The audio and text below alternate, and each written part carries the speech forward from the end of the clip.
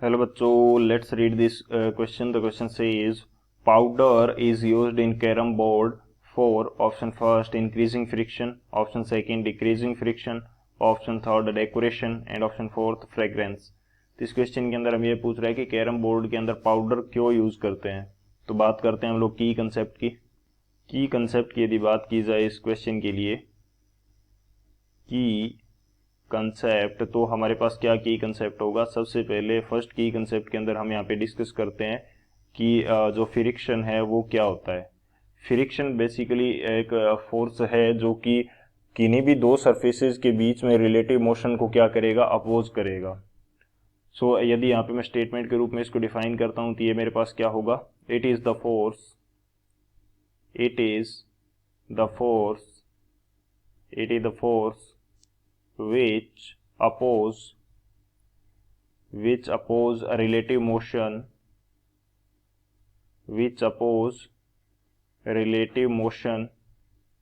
between two surfaces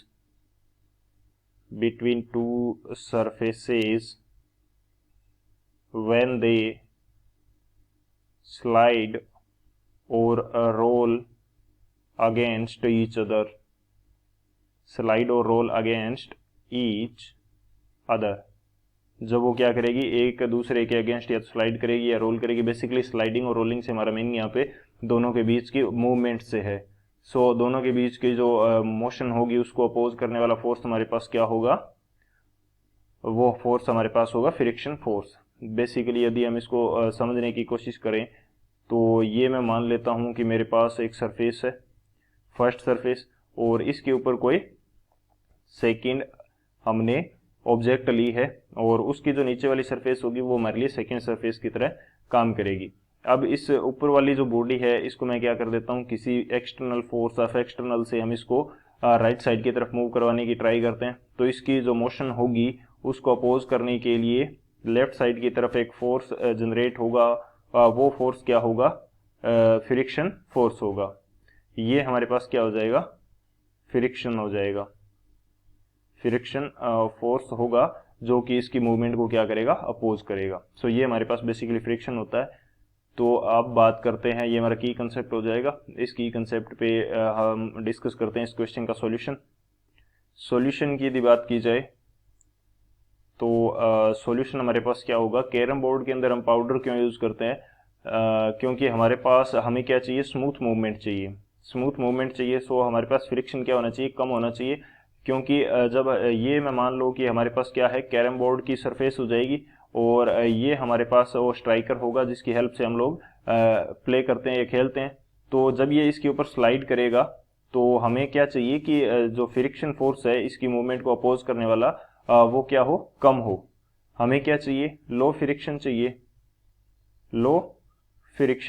हमें friction लो चाहिए. तो हम कोई ऐसा सब्सटेंस यूज करते हैं जो कि फ्रिक्शन को कम कर सके. सो इसके लिए हम पाउडर यूज करते हैं. पाउडर क्या करेगा, पाउडर हमें स्मूथ सरफेस प्रोवाइड करवाएगा. क्योंकि जितनी ज्यादा स्मूथ सरफेस होगी उतना ज्यादा फ्रिक्शन क्या हो जाएगा, कम हो जाएगा. यदि सरफेस क्या हुई, रफ हुई, तो फ्रिक्शन की वैल्यू क्या होगी, ज्यादा होगी. पाउडर हमें क्या प्रोवाइड करेगा, स्मूथ सरफेस. और यदि सरफेस हमारे पास स्मूथ है तो ये हमें क्या प्रोवाइड करेगा, decreased friction. Decreased friction. So हम पाउडर क्यों यूज करते हैं, फ्रिक्शन को डिक्रीज करने के लिए, ताकि जो हमारे पास स्ट्राइकर है उसकी मूवमेंट इजी हो सके. सो गिवन ऑप्शंस में से फर्स्ट में क्या दे रखा है, इंक्रीजिंग फ्रिक्शन इंक्रीज हम नहीं करना चाहते, हम तो डिक्रीज करना चाहते हैं. सेकंड हमारा करेक्ट हो जाएगा. थर्ड, डेकोरेशन के लिए पाउडर का यूज करना गेम के अंदर कोई पॉसिबिलिटी नहीं है. एंड फ्रेग्रेंस के लिए भी हम नहीं यूज करते हैं. हमारे पास मेन रीजन क्या होता है, हम फ्रिक्शन डिक्रीज करना चाहते हैं. सो कौन सा ऑप्शन करेक्ट होगा, जो ऑप्शन बी है, डिक्रीजिंग फ्रिक्शन, ये हमारा करेक्ट हो जाएगा. So option B is the final answer. I hope you understood it well. Best of luck. Thank you.